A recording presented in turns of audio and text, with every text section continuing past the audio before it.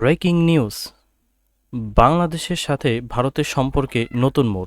তারেক রহমান এর বৈঠক ঘিরে নতুন আলোচনা। চলুন আমরা বিস্তারিত জেনে নেই। প্রধানমন্ত্রী তারেক রহমানের সঙ্গে ঢাকায় নিযুক্ত ভারতের হাইকমিশনার দীনেশ ত্রিবেদীর বৈঠকে দ্বিপাক্ষিক সম্পর্ক এগিয়ে নিতে অনুকূল পরিবেশ তৈরির ওপর জোর দেওয়া হয়েছে। পাশাপাশি বাংলাদেশ সরকারের পক্ষ থেকে ভারতে থাকা সাবেক প্রধানমন্ত্রী শেখ হাসিনাকে দ্রুত প্রত্যর্পণের বিষয়টি জোরালোভাবে উত্থাপন করা হয়।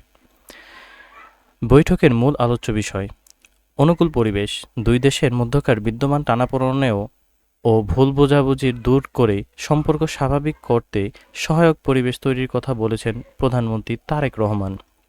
শেখ হাসিনার প্রত্যর্পণ। সাবেক প্রধানমন্ত্রী শেখ হাসিনাকে দ্রুত বাংলাদেশে ফিরিয়ে দেওয়ার প্রক্রিয়া ত্বরান্বিত করতে ভারতকে আহ্বান জানায় ঢাকা। ব্রিক্স সম্মেলন ও সফর। আগামী সেপ্টেম্বর মাসে দিল্লিতে অনুষ্ঠেয় ব্রিক্স সম্মেলন ও বিমস্টেকের চেয়ারপারসন হিসেবে তারেক রহমানের সম্ভাব্য ভারত সফর নিয়ে আলোচনা হলেও এই বিষয়ে চূড়ান্ত কোনো সিদ্ধান্ত হয়নি। অন্যান্য ইস্যুও রয়েছে।